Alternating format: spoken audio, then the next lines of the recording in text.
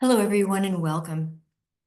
Welcome to the Critical Materials Innovation Hub webinar series designed for and by CMI. I'm Cynthia Howell, and I'm the Education Workforce Development Manager for CMI. And today I'm going to be your moderator for this webinar. And I'd like to tell you a little bit about the webinar.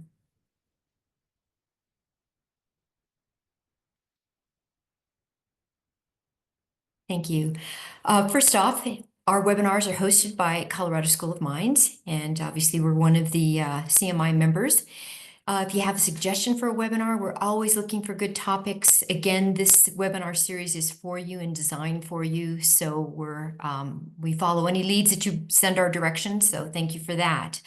This is also a public webinar as a reminder, and a recording is going to be available next week at aimslab.gov/CMI. You can look under the webinar menu and also YouTube channel that we have as well. So, and if you haven't subscribed yet to that YouTube channel, please do so that you can get updates and new recordings. Questions? We're going to hold questions to the end of the presentation in our true fashion. We've done that forever. And you have a Q&A section. As soon as you have a question, would you please put it in the Q&A so that we have some questions all ready to go when we're at the end of the presentation. I'd like to introduce our presenter. We've got Dr. Min-Hao Lee is a senior advisor at Stanford's CSAC and a fellow at the Center for Responsible Quantum Technology. He brings a lot of great experience in bridging engineering and policy, and in particular as it relates to critical raw materials, which is, of course, so important to CMI. His PhD is in metallurgical engineering, and he has held research positions at several places. He's also been instrumental in establishing the Korea Institute for Rare Metals, and he's collaborated with DOE and CMI, and thus his interest in being a presenter here. He has numerous patents and publications that you can see on his online venue. And I'm not going to take any more time. I would love to have you take it away from here, Dr. Lee. Thank you, Cynthia. I'm happy to be welcome. joined us on the CMI webinar. So my name is Minhari, and then today I talking about the vulnerability of critical raw materials and supply chain to scaling quantum computing. And first of all, I would appreciate the hosting this kind of CMI webinar, Professor Rod Eckert.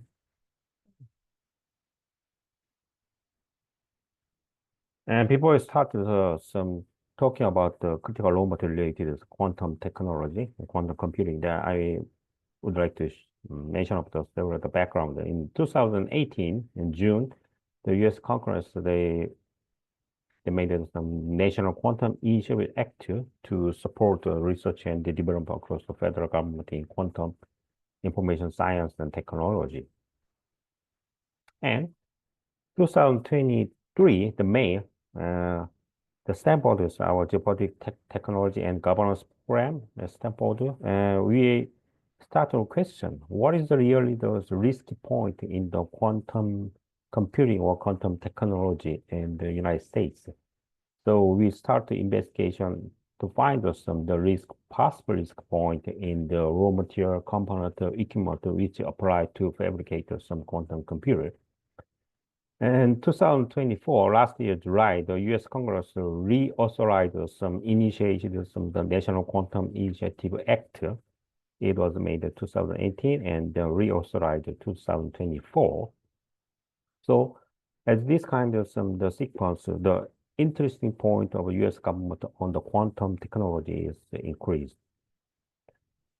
And this last February 2024, and interesting, the United Nations as a global organization is proclaiming the year of the quantum technology as this year. So they announced the International Year of Quantum Science and Technology as 2025, and that involved a lot of the global organization, the UNESCO, United Nations, UNEC, and UNDR.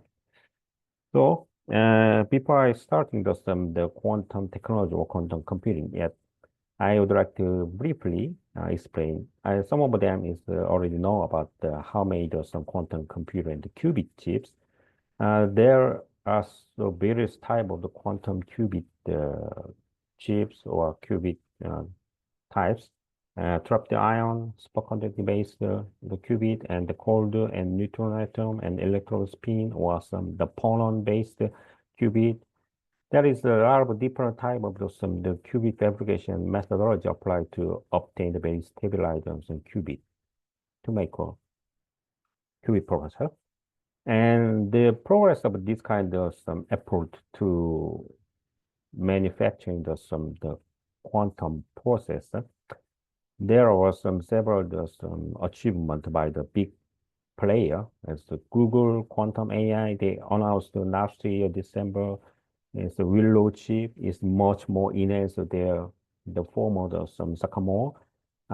Interestingly, they applied some indium and niobium to get this kind of high fidelity of some chips. And also, last February 2024, the Microsoft they announced the first topological the qubit chip is made by the indium arsenide and indium phosphorus wafers.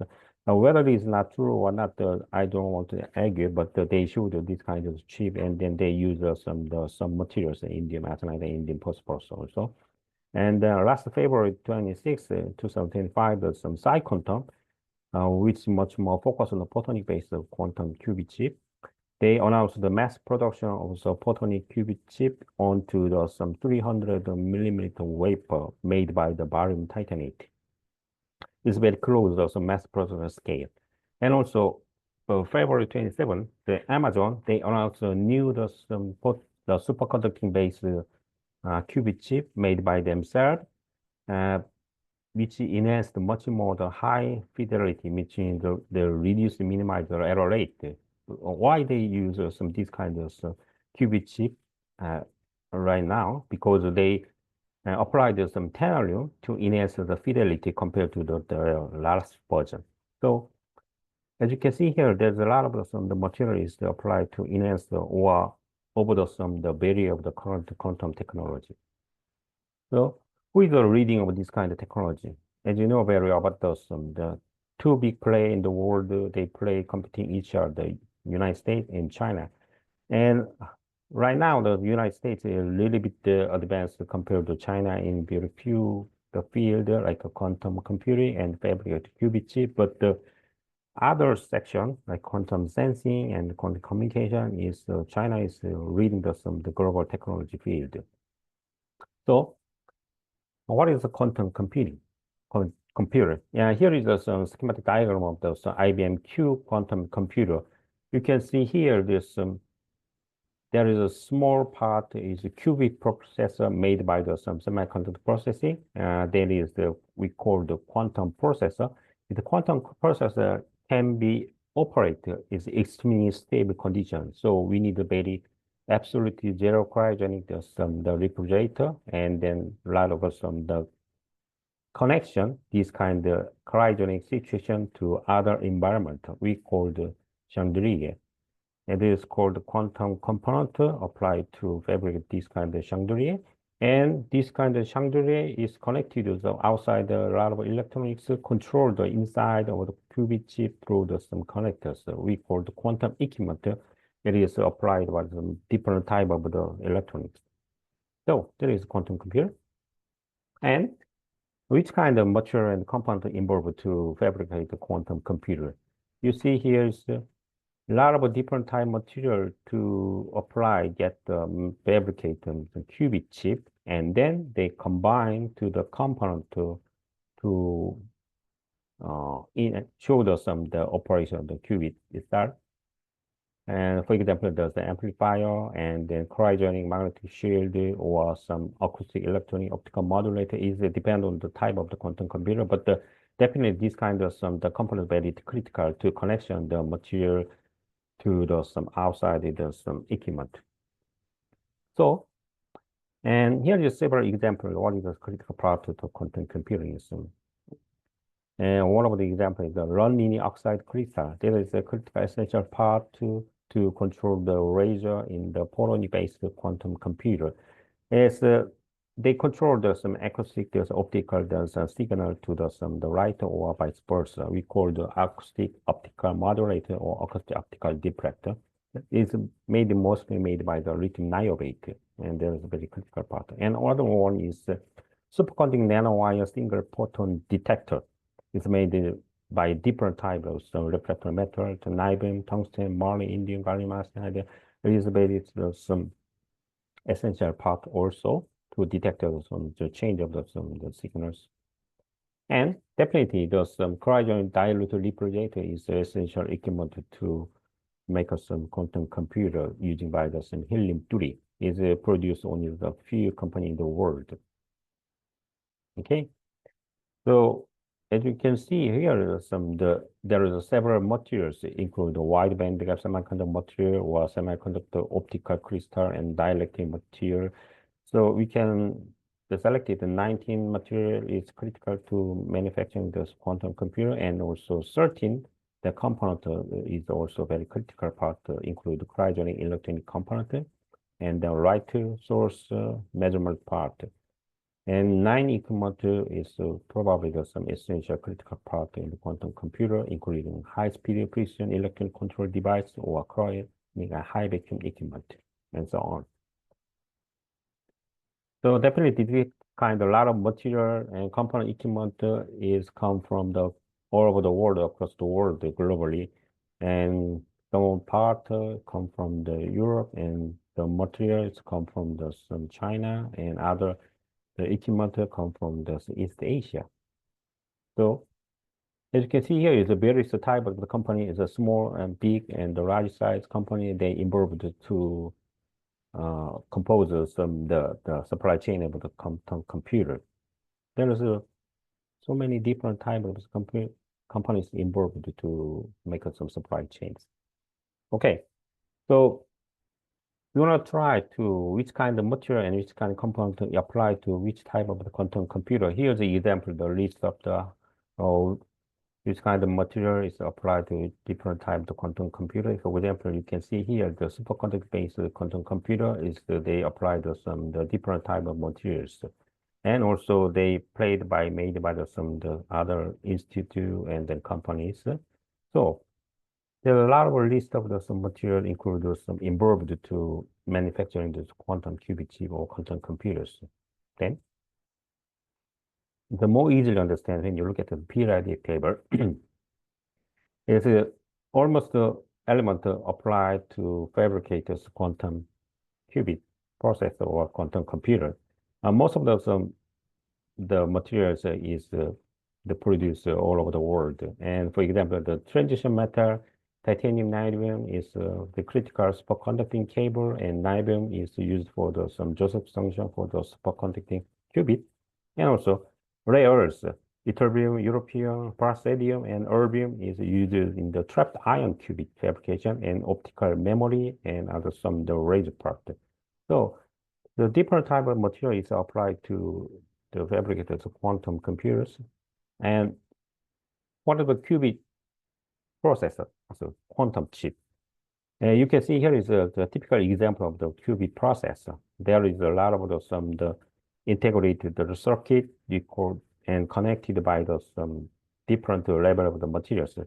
And the qubit itself is fabricated by the sapphire with some Joseph's junction using some niobium nitride and aluminum nitride, and integrated in the connected with the resonant made by some gallium arsenide, titanium nitride, and aluminum nitride. Is very complicated, and this is also integrated to connected by some resonant surrounded by maybe some niobium titanium nitride or some tunneling to make some qubit processor. And this kind of qubit processor is connected to the outside of some electric circuit using by the indium. So different type material is which country is mostly reserved for the metallization. And as you know better of the most of the materials come from the South America, Australia, Africa, and the China, Russia also. So globally, they produce different type of element. But what is the problem to get these kind of materials? There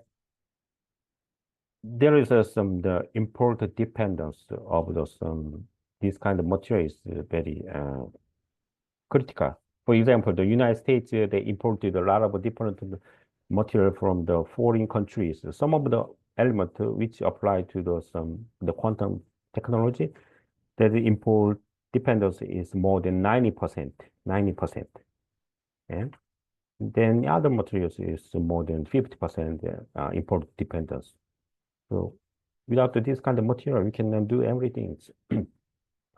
So to make us the quantum computer, we need some different type of resources. Here's the major resource is human capital, human resource, and engineer, and the finance investment. Definitely, we need some natural resource, raw material to fabricate the quantum computer.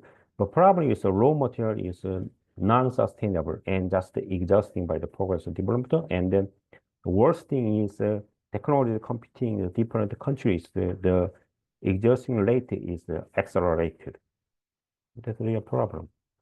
And last December 2024, China export banned the few four critical raw material to outside from China. The gallium, germanium, antimony, and super other material, which material is very critical for those semiconductor processing. And this month, April 4th, 2025, China also announced the more export control on some 7 rare earth elements, including samarium, gadolinium, terbium, dysprosium, ruthenium, scandium, yttrium, because they realized this kind is essential to the advanced technology fabrication or the fabricators, the military application. So what happened for this kind of export control? As you can see here, the Indian price is jump up to twice compared to the last 3 years. Antimony, they increased 450% the last 3 years, and then last 3 months, the price increased 250%. How about the bismuth? Bismuth is much more severe. The price of the bismuth is increased 885% since the last 3 years. And the last 3 months, they increased 600% because we cannot get the bismuth antimony without China. They knew this one. And we summarize which kind of critical raw material is selected by a different institute. And you see here, there's some USGS, they announced the critical raw material list include 50 different elements, and DOE announced the new critical raw material list include 17, and DOD also, they announced their own critical material list include 26 different elements. And NATO also announced the critical raw material list is about the 12 elements. So we investigate by ourselves which element is critical, the material to fabricate a quantum computer. It is around the 14 element we call the critical level 1 raw material, which cannot be replaced by alternative resource, only get the single unique country in the world. Here's the example, the critical level 1 the material of the quantum computing. Antimony, arsenic, barium, bismuth, erbium, europium, gadolinium, holmium, indium, moly, niobium, tellurium, yttrium. And the red block is export controlled recently by China. Okay. Then, how about the future? And how is it going to in the future? We would like to know the future to prepare. And as I mentioned before, we started this kind of analysis 2023 May, and we published this kind of report in 2023 October. At that time, we realized some indium is really critical in the quantum computer, and then it's not considered significantly in the United States and the world.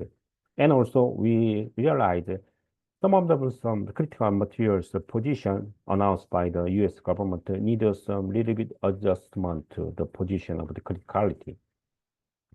So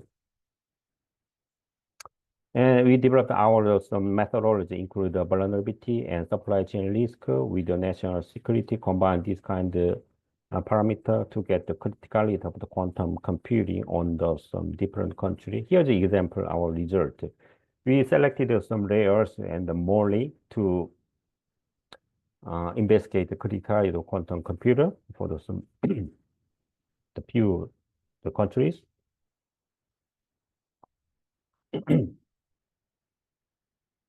As a result of this kind of some analysis, excuse me.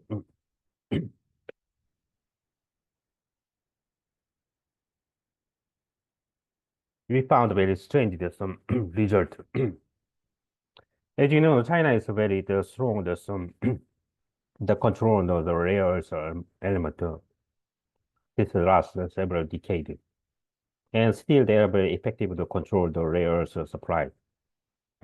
But in our result, the Mali is much dominant to controlled by the China. In case of a rare earth, France is much more significantly effective compared to others in the country, including China. It's a little bit strange. So why this kind of happened in 2023? We don't know about that one. But last March 2025, the French government announced establish a new company with Japan France Rare Earth Company to process the heavy rare earths. This company is invested by the Japanese government, is around 120 million into the branch. The rare earth element to process in Japan. They got some heavy rare earth processing. Okay. And last February 2025, there's Chinese government, they added 5 critical raw material export control restricted from the China to outside, include bismuth, indium, moly, tellurium, and tungsten. Okay, they include the indium and the moly. And last February, there's one of the Congress of the United States, the House of Representatives, the congressman, they sent us, he sent us the letter, official letter to the Korean foreign affairs government for the concerning about the small Korean company, because that's such a small Korean company, they produce indium and then export to the United States, and United States get 95% of indium consumed amount in United States get from only one Korean company. So they concern about this kind of some critical part and worry about this small company is try to become an M&A by the Chinese, the funding. Okay? So individual critical. And around this kind of the series, last January, the President of the United States announced the importance of minerals to national security and economy. There's very sustainable assessment. So quantum computing technology is very advanced and very close to those almost commercialized level. And then the risk point of commercialized quantum computing technology is the lack of capability of mass production, and also manufacturing of this kind of precision component system by demand of market is closely related to the critical raw material. We need to consideration potential risk based on the critical raw material and supply chain of quantum technology for securing the criticality of the economy and the national security. So we need a complementary investment, the lot of resource, human resource, and definitely the funding resource, and also critical raw materials securing a resource methodology, both the public and the private sector, to manufacturing this quantum computer in within some allied countries or some commercial scale. Thank you very much.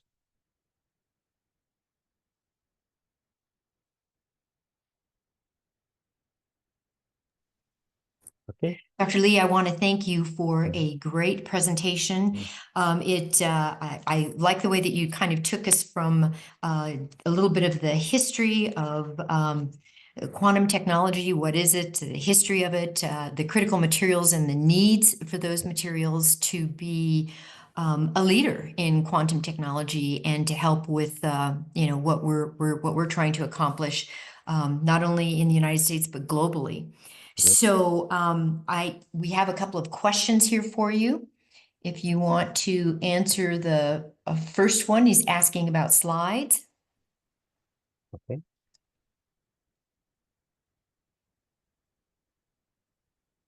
Yeah, sure, you can ask to the CMI because already I sent to the CMI my present slide. You can ask to, and then maybe contact to the CCR or some member of the CMI. Okay. Great, thank you.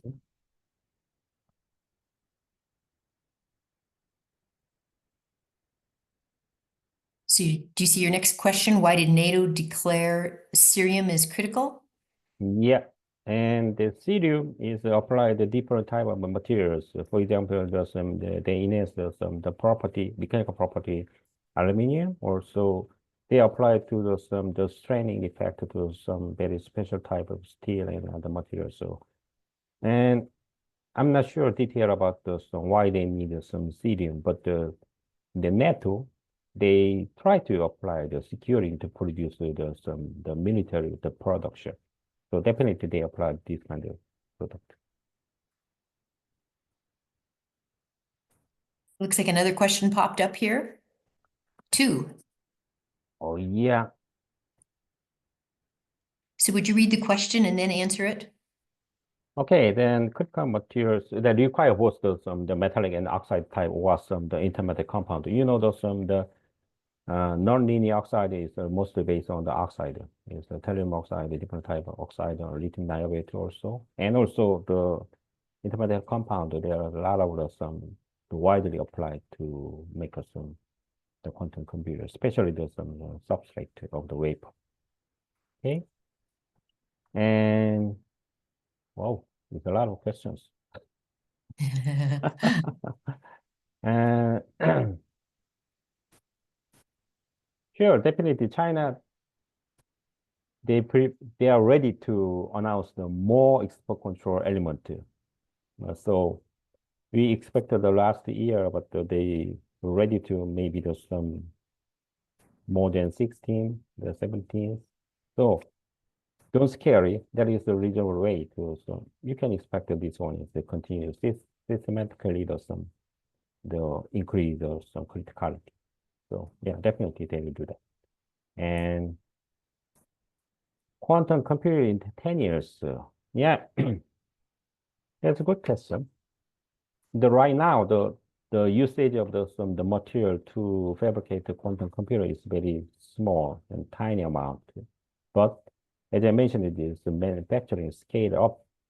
You need a lot of materials. Without such a critical raw material, you cannot produce any quantum computer. So let's think about maybe the next 5 years. Some of the company they announced the real quantum computer in the market. So how do you produce such as some component to processor or whatever equipment to manufacturing the quantum computer?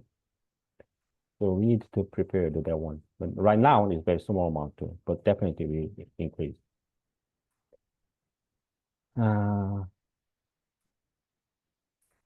Heavy rare earths.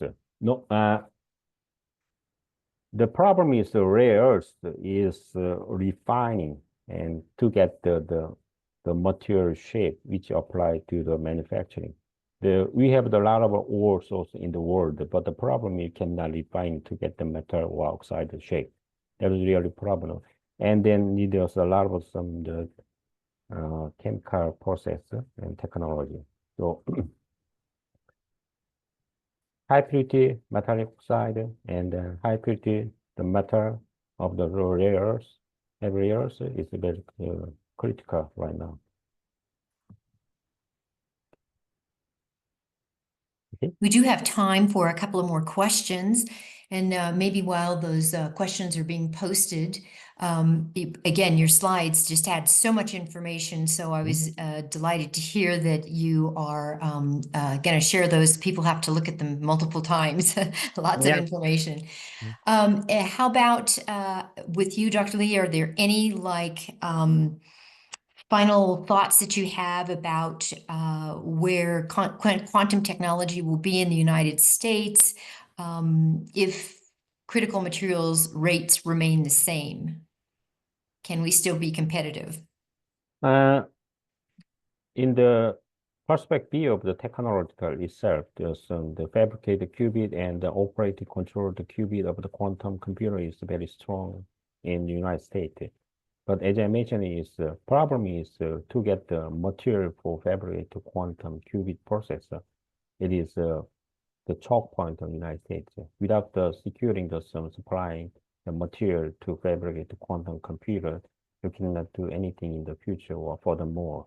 Even as I showed the Amazon, they developed high fidelity the superconducting based qubit chips by applying the tunneling. And tunneling, how to get the tunneling? And then Africa, Congo? No, impossible.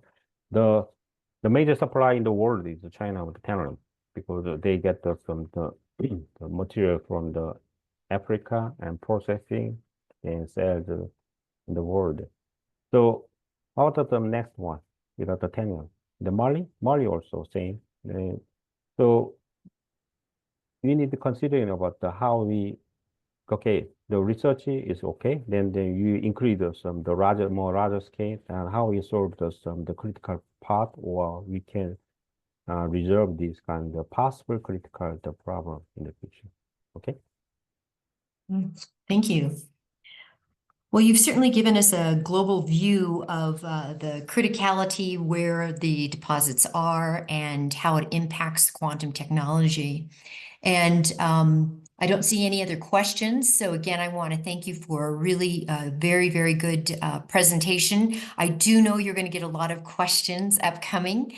You have a thank you on there from Gautam. So people are appreciative of what you brought today. And I'm sure you're going to have a lot of follow-up to do with questions that come here in the near future.